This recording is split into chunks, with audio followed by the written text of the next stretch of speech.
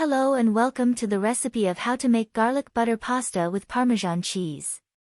For your ingredients you will need 8 ounces of your favorite type of pasta, 4 tablespoons unsalted butter, 4 garlic cloves minced, 1/4 cup grated Parmesan cheese, salt, black pepper to taste, 1/4 teaspoon red pepper flakes, this is optional.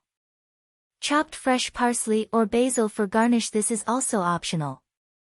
Lastly, you will need half a cup of the pasta water for the sauce. You will acquire this later in the recipe. I will give you a few seconds before moving on to the instructions. If needed, you should pause this recipe. Step 1. Cook the pasta you have chosen according to package instructions in a pot of boiling salted water until al dente.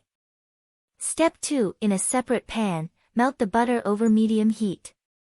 Add the minced garlic and red pepper flakes, if using, and cook for 2 to 3 minutes, stirring frequently, until fragrant and lightly golden.